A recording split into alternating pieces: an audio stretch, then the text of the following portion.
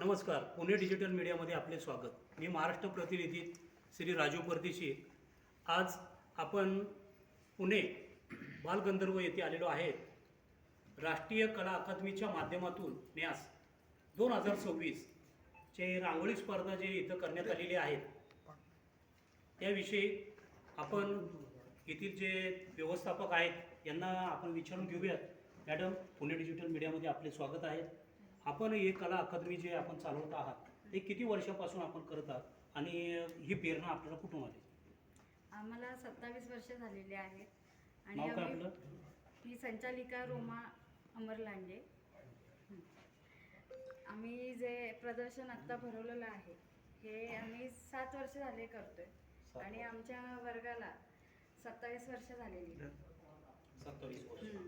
मग 27 वर्षामध्ये आपण प्रत्येक याच्यात आपण ॲडव्हर्टाईज देऊन किंवा दरवर्षी आपण तारीख ठरवलेली असते त्या प्रमाणात आपण हो, आमचं करण्याचं म्हणजे एक हेतू असा आहे की आमचा वर्धापन दिन असतो 26 जानेवारी.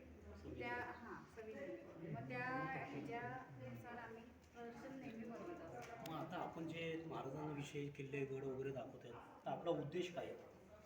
उद्देश हाच होता की आजकाल शिवाजी महाराजांची जी मुलांना त्याचा हे मिळावा, इतिहास कळावा आणि गड दुर्ग जे आपण दाखवलेले आहेत त्यातून म्हणजे मुलांना त्यातून प्रेरणा मिळावी की तुम्ही तिथे बघायला जावा.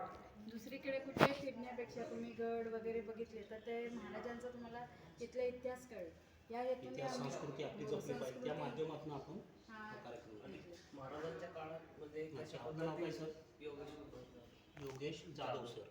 तर आपण हे जे गड किल्ले वगैरे जे रांगोळी केलेले आहेत याविषयी आपण थोडक्यात माहिती आहे. म्हणजे महाराजांच्या काळामध्ये अगोदर जे होतं की परकीयांचं राज्य असल्यामुळे शिवाजी महाराजांनी जे केले की स्वराज्य आपलं स्थापन व्हावं जनतेसाठी का, तर मग त्या काळामध्ये जे त्या भाषेवरती किंवा बाकीच्या कलांवरती पण जे महाराजांनी काम केलेलं आहे स्वराज्याचं स्थापना केली तर ते सगळं विषय आत्ताच्या पिढीपर्यंत पोहोचावा, एक प्रेरणा मिळावी त्यासाठी आम्ही हा प्रयत्न केला. अच्छा, आपण रांगोळीच्या ज्या प्रमाणात रांगोळी काढली त्याच्यावर नावं सुद्धा आहेत. तर ज्यांनी रांगोळी काढली त्यांच्यासाठी आपण काय पारितोषिक वगैरे करत असतात? आपण देतो पारितोषिक. म्हणजे जे आता हे जे कलाकार आहेत ते सगळे आपल्या संस्थेतलेच आहेत. संस्थेचे. तर आपण मग त्यांचा इथे एक सत्कार करतो. ज्यावेळेस ओपनिंग असतं त्यावेळेस आपण इथे त्यांचा सत्कार करतो.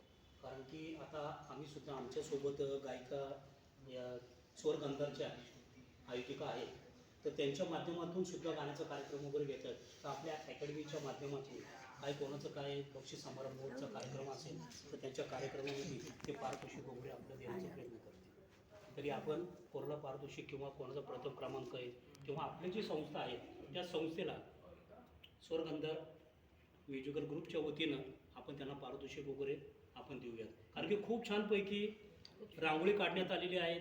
स्वराज्य संस्थापक छत्रपती शिवाजी महाराज यांच्यावर सर्व काही इथं देखाव जो दाखवण्यात आलेला आहे सर्व मुलांना, महिलांना, वयस्कर ज्येष्ठ नागरिकांना आपण हे दाखवण्याची जी संधी दिली आहे आणि जे पाहत आहे त्याच्यामध्ये आत्तापर्यंत हा कितवा दिवस आहेत आपल्याकडे?